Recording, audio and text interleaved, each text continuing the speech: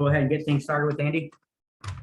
Hey, Doug, you've said before that you don't necessarily mind taking 35 threes if they're good looks. Did you mind taking 35 threes tonight? Were they kind of the looks that you wanted? It's when you can win a game and it's ugly and you take that many, it's easier to say yes. And when you lose it, it's easier to say no. So we need to keep some perspective. It's somewhere in between. We have to be able to make some of those shots, to be honest with you, with our size. And some of our players had a couple, just rough shooting nights.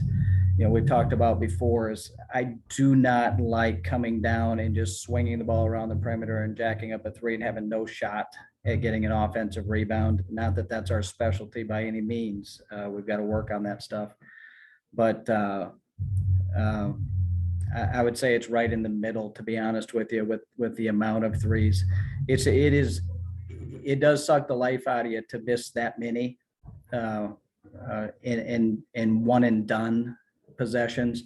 When we really started competing, I thought we had, Danae Carter did a fantastic job of tipping some balls and keeping some alive, which allowed us to drive it against the zone. And that's probably what we need to do more and what we've been asking them to do.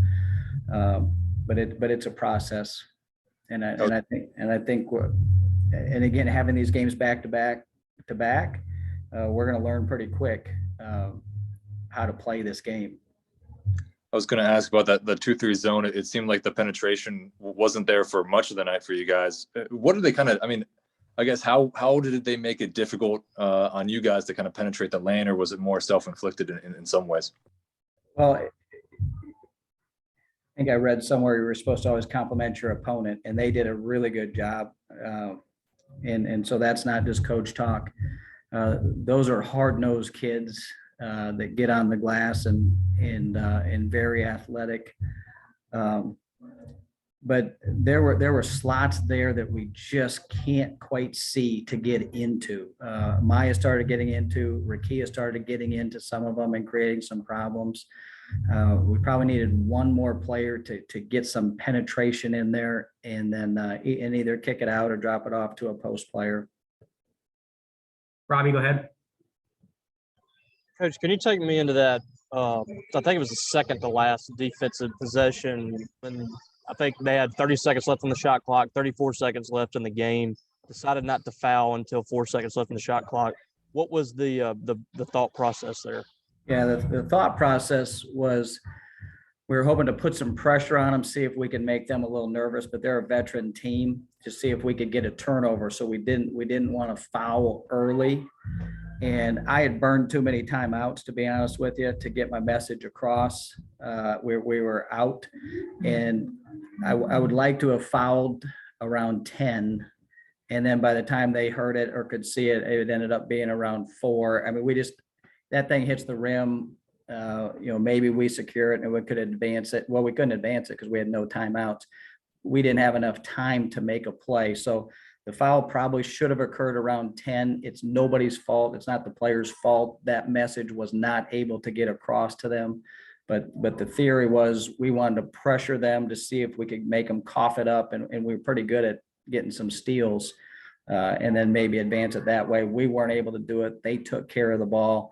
And then I didn't think there was enough time left, so we needed to foul. But the 4 seconds was too late. We wanted that to be around 8 to 10. One more question. Anastasia obviously didn't play today. Do you anticipate her being able to play this week?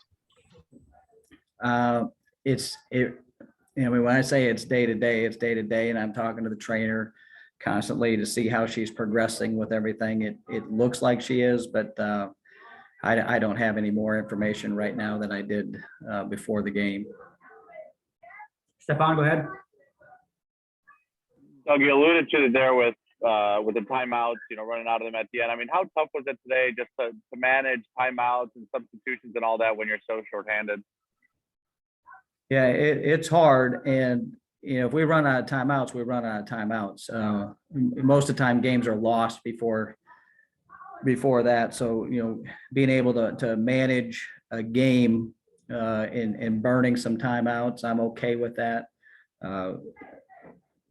there are some substitutions that we had to make, and all of a sudden you get a poked eye, you get a turned ankle and a cut forehead, and there's nobody else out there. And we need to try to rest them when we can. It might be through timeouts.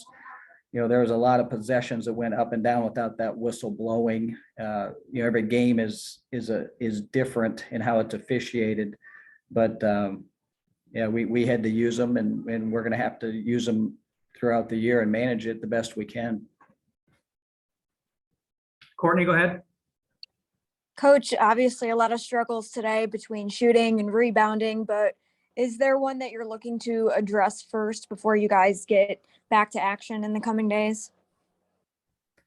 Yeah, we'll be addressing the team a little bit later tonight. You know, they were 25 for 65, we're 25 for 75. So we got 10 more shots on the rim. Now we shot a lot of threes. They crushed us on the rebounds. We turned them over a little bit more. It's always a game about possessions, and getting beat that bad on the glass. We can't force enough turnovers to compete with that in terms of the possession game. So, you know, just as much as anything else, any details that are on a whiteboard or coach talk, it's the ability to stay together. It's the ability to grow as a team. You know, these are really important times in you see teams right on the edge, and they can sway one way or the other, where one loss turns into two, turns into three. So we're going to be picking out a couple good things that we did. And again, you know, Rakia helped put us on our back and got us back in that game. Danae Carter did a really good job. You know, Maya's competing. You know, we had some guys competing, you know, during segments of that game. It's just that there was about a 3 or 4 minute span where we were all pretty disappointed with our loose ball, chasing them down, and they were just a little bit quicker than we were. And you know, we got to limit that amount of time. So if we could have turned that into 2 minutes instead of 3 minutes, that's a big deal. But again, just trying to stay together, stay the course, you know, for improvement and growing as a team is the most important thing that we can do right now. We'll wrap things up with Robbie. Yeah, Coach. I mean, obviously, Jackson State has played some good teams this year and been in the game with them. I think they were in the game with Miami, with Ole Miss, Texas, Arkansas.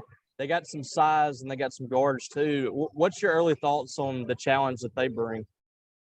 Oh, I mean, I thought Troy was great, and I think Jackson is unbelievable. I mean, they had the game I watched with Texas. They had Texas beat. I mean, they're that good.